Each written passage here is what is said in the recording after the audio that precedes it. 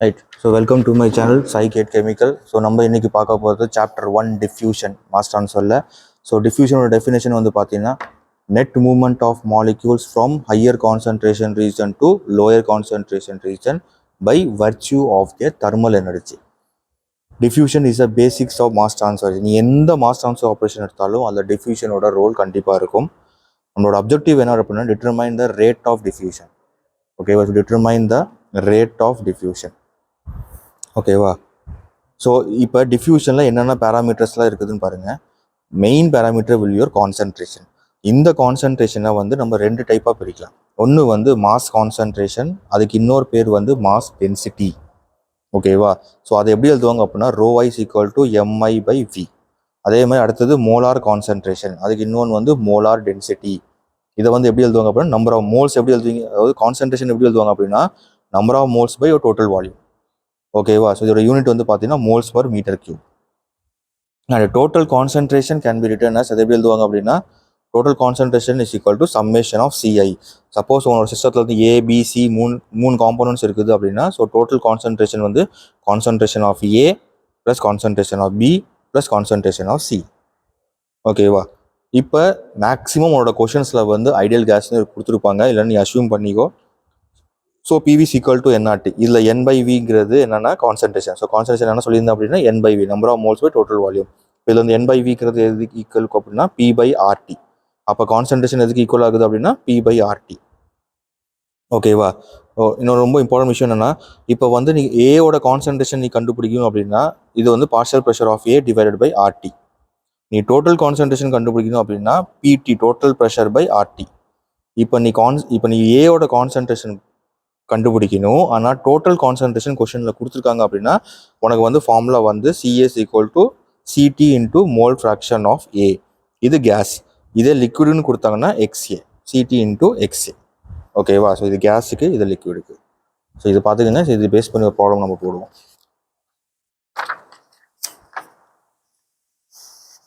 சரியா? இப்போ இந்த இப்போ போன இதில் வச்சு இதை பேஸ் பண்ணி நம்மளுக்கு ஒரு ப்ராப்ளம் என்னென்னா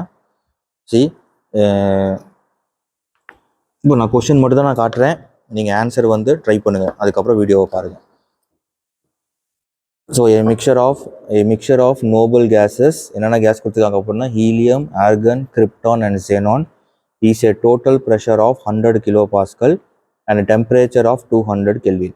If the mixture has equal kilomole fraction of each of the gases, determine the composition of the mixture in terms of mass fraction, then total molar concentration and mass density. இதுதான் இப்போ நீ கண்டுபிடிக்கும்.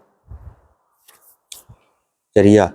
So இந்த கொஷின்ஸை வந்து screenshot எடுத்துக்கோங்க, நீங்களாம் try பண்ணு, அதுக்கப்புறம் வந்து நீங்கள் வீடியோவை பார்த்து நீங்கள் ஆன்சர் சால்வ் பண்ணுங்கள். ஸோ இப்போ நம்ம சொல்ல அந்த ஃபார்முலாஸ் மட்டும் தான் அதில் யூஸ் ஆகும், ரொம்பலாம் இது இல்லை. சரியா? இப்போ நம்ம சொல்யூஷன் போகலாமா? சொல்யூஷன் பாருங்கள், என்ன கொடுத்துருக்காங்க அப்படின்னா ஈக்குவல் கிலோமோல் ஃப்ராக்ஷன். அப்போ என்ன அர்த்தம் அப்படின்னா ஒரு அஷ்யூம் பண்ணிக்கோ 100 கிலோமோல் இந்த மிக்சரில் இருக்குது. ஓகேவா? இந்த 100 கிலோமோலை வந்து இந்த 4 இதுக்கு ஈக்குவலாக வந்து டிஸ்ட்ரிபியூட் பண்ணோம். அப்போ 25 ஈச். ஓகேவா? இப்போ நீ என்ன பண்ணணும், combination terms of mass fraction கண்டுபிடிக்கணும். கொஷனில் கொடுத்துருக்கிறது கிலோ மோல். அப்போ mole is equal to weight by molecular weight. ஓகேவா? இப்போ நம்ம பார்த்தீங்கன்னா சரியா, இப்போ கொஷனில் கொடுத்துருக்கிறது வந்து கிலோ மோலு, உனக்குன்னா மாஸில் வேணும். ஸோ நம்மளுக்கு ஜென்ரல் ஃபார்முலா வந்து mole is equal to weight அல்லது மாஸ் பை மாலிகுலர் வெயிட். நம்மளுக்கு என்னது மாஸ் கண்டுபிடிக்கணும். அப்போ mass is equal to mole into molecular weight. ஓகேவா? இப்போ நீ ஒன்று இப்போ மாஸ் ஆஃப் ஹீலியம், இப்போ மாஸ் ஆஃப் ஹீலியம்னு கண்டுபிடிச்சா நம்ம என்ன பண்ணோம், 100 வந்து ஈச் டிஸ்ட்ரிபியூட் பண்ணியிருக்கோம். So 25. So 25 into molecular weight of helium வந்து 4, அட்டாமிக் நம்பர் 2. ஸோ டபுள் பண்ணிக்கோ 4. So 100 kg mass. அடுத்தது மாஸ் ஆஃப் என்ன கொஷனில் கொடுத்துருக்காங்க, ஹீலியம், ஆர்கான். ஸோ ஆர்கானோடது 25 into 40 will be equal to 1000 kg.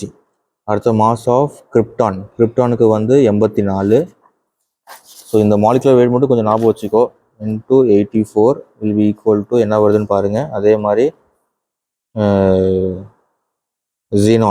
ஜீனானுக்கு 25 into 131.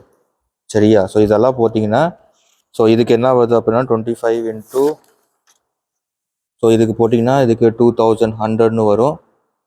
And இதுக்கு வந்து 3275 kgன்னு வரும். ஸோ டோட்டல் பண்ணி பார்த்தீங்கன்னா you get your answer as 6475 kgன்னு வரும். இது டோட்டல் மாஸ். இது வந்து டோட்டல் மாஸ். ஓகேவா? இது இப்போ மாஸ் கண்டுபிடிச்சிட்டீங்க. அடுத்தது மாஸ் ஃப்ராக்ஷன் நீ வேணும். ஸோ மாஸ் ஃப்ராக்ஷன்ங்கிறது எப்படி கண்டுபிடிப்பீங்க? சிபிசியில் நீங்கள் படிச்சிருப்பீங்க. ஓகேவா? மாஸ் ஃப்ராக்ஷன் எப்படி கண்டுபிடிப்பீங்க?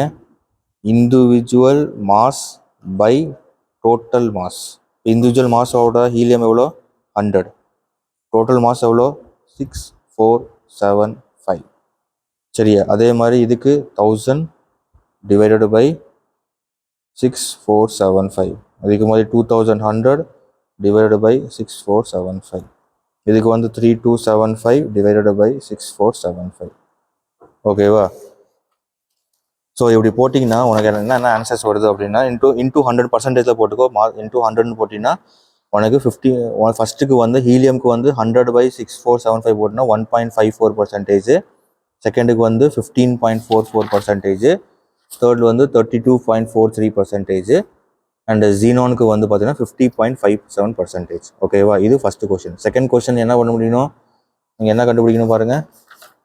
டோட்டல் மோலார் கான்சன்ட்ரேஷன் கண்டுபிடிக்கணும். ஸோ டோட்டல் மோலார் கான்சன்ட்ரேஷன்ங்கிறது என்னது? PT by total pressure divided by ஒரு ஆர்டி. டோட்டல் ப்ரெஷர் 100, ஆரோட வேல்யூ வந்து 8.314. ஓகேவா? இது வந்து 8.314 kilo joule per kilo mole kelvin எடுத்துக்கோ. Joule per mole kelvin unit இருக்குது. ஸோ இங்கே நீ எடுத்துக்கிறது kilo joule per kilo mole. ஏன் அப்படின்னா நம்மளுக்கு கொஸ்டின் கொடுத்துருக்கிறது கிலோ பாஸ்கல். சரியா? அப்போ இப்போ கிலோ பாஸ்கல் யூனிட் கன்வெர்ட் போட்டிங்கன்னா பாருங்க, கிலோ பாஸ்கல் மோல் கெல்வின், இங்கே நான் கிலோ ஜூல்னு போட்டுக்கிட்டேன். சரியா? பாஸ்கலில் வந்து ஜூலை வேறு எப்படி எழுதுவாங்க? நியூட்டன் மீட்டர்னு எழுதுவாங்க. பாஸ்கலில் வந்து நியூட்டன் பர் மீட்டர் ஸ்கொயர்னு எழுதுவாங்க.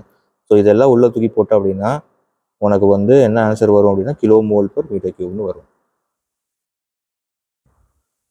புரியுதான்னு பாருங்க.